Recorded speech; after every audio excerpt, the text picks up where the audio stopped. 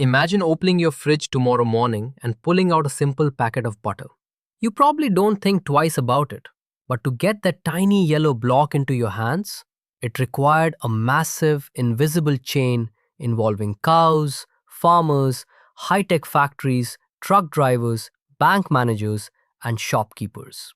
Every single day, millions of people wake up and perform work that produces goods or services to generate an income.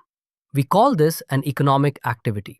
Hundreds of years ago, almost everyone was just farming or weaving. Today, we are manufacturing smartphones, writing software, and flying airplanes. To make sense of this massive, chaotic web of jobs, economists group all of human work into three giant teams. Think of it like a massive relay race. Welcome to our next chapter, Understanding Economic Activities.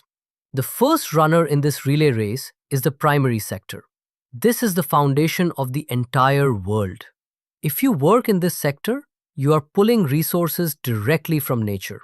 You are a farmer growing wheat, a miner pulling coal out of the dirt, a fisherman casting a net, or a forester cutting timber. You are extracting the raw materials that the rest of the world desperately needs. If the primary sector stops, the entire planet starves. But you can't build a house out of a raw tree, and you can't eat raw wheat right off the stalk. You need the second runner, the secondary sector. This sector takes the raw materials from nature and physically transforms them into something you can actually use or sell. This is the world of manufacturing and construction. They take the timber from the forest and build furniture. They take the raw cotton from the farm, spin it into fabric, and stitch it into your clothes. They take dirty iron ore from the mines and magically shape it into a brand new car. But now you have a factory full of cars and clothes. How do you get them to the people? How do you manage the money? You hand the baton to the final runner, the tertiary sector. This is the sector of services. They don't pull things from the earth, and they don't manufacture physical goods. Instead, they provide the invisible glue that holds society together. Truck drivers transporting the goods, shopkeepers selling the products, technicians repairing your broken phone.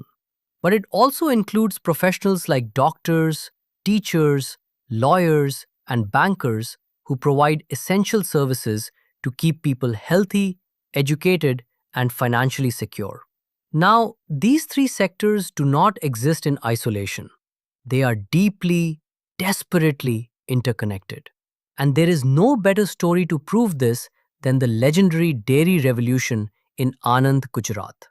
Decades ago, dairy farmers in Gujarat, the primary sector, had a massive problem. Milk spoils incredibly fast. Because the farmers couldn't transport it far, greedy middlemen would swoop in, buy the milk for dirt cheap prices, and sell it to the cities for a massive profit. The farmers were working exhaustingly hard, but the middlemen were getting rich. The farmers were furious. So, in 1946, guided by leaders like Tribhuvandas Patel and the brilliant Dr. Varghese Kurian, they decided to completely eliminate the middlemen. They formed a cooperative called Amul. A cooperative is simply a group of individuals who joined forces to achieve a goal they could never reach alone. Instead of fighting each other, the farmers acted like one giant family.